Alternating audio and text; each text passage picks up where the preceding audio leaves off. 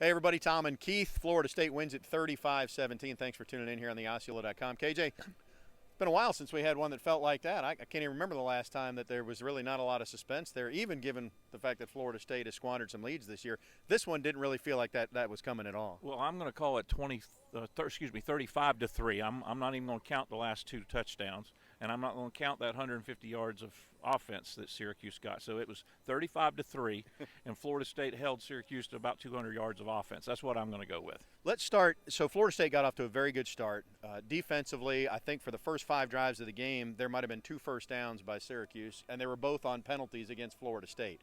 So defense did its job there. Offensively, they get 13 points right out of the gate, and I thought that they did a nice job of containing or not getting overwhelmed by Syracuse's defensive ends, both with the way they blocked them and the way they called plays right at their position or right over their head, so to speak. Well, to back that up, the first 6 series that Syracuse had, there were 5 punts and a field goal, and 3 were 3 and out. So the defense played very, very well the first, 20, 22 minutes of the ball game. Florida State did get off on a good start offensively. I thought we saw Hornibrook make some good decisions. I think they were afraid, and that's probably too strong a word, but they were very recognizing about what those defensive ends could do. So they were doing things to keep that from being a problem, and I think Hornibrook executed well.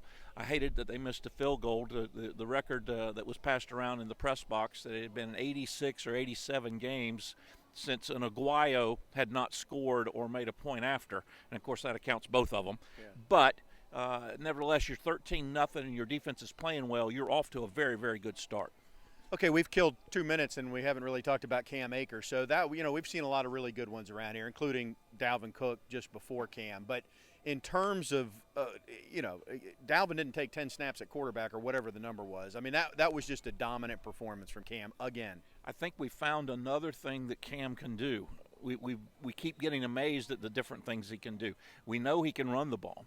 We now know he can run the ball from the Wildcat.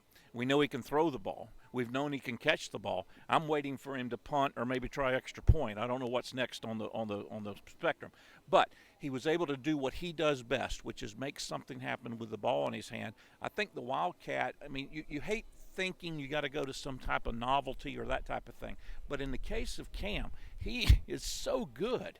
He is so good. And, of course, Coach Babers even talked about that in his post-game comments. He is so good with the football in his hands that I don't necessarily consider it a gimmick or anything. I mean, I think that's something you ought to run 6 or 8 times a ball game going forward. Well, and you could do it one of 2 ways. You could just have him be the only guy there, and you've got an extra blocker that you wouldn't have if you had a quarterback there. Or you can do it him and Laburn. And, Florida State hasn't been great at executing the read option. He might be pretty good at it. I thought he was very good at it at a couple of times that he did it. And you're the one that's been championing the fact that this offense would be so much better if you had a quarterback that could run the football, was a very, very steady threat to run the football. Well, Akers at the QB position is. Don't want to take anything away from Blackburn. Don't want to take anything away from Hornibrook. As good as he is, Akers can't throw the ball down the field like they can. At least we don't think he can. So you're going to stay with your quarterback. But, again, 6, 8, maybe as many as 10 times a ball game, it is a great, great changeup. We'll wrap up on this. You said stay with the quarterback. It's got to be Hornibrook next week, doesn't it, as the starter? I think so. He did not do anything tonight to tell me that he's not worthy of being the starter. He had no interceptions. They did not turn the ball over. He was sacked twice, but he protected the football. He executed the offense. He did what you want your quarterback to do in this offense and let Akers and company make the plays. Don't have to remind any of you who's up next. That would be Miami, 3:30 kick time. That's been officially announced right here at Doak Campbell Stadium. He's Keith. I'm Tom. You can hear us Wednesdays at 6 on 97.9 in Tallahassee, or catch us right here on the Osceola.com.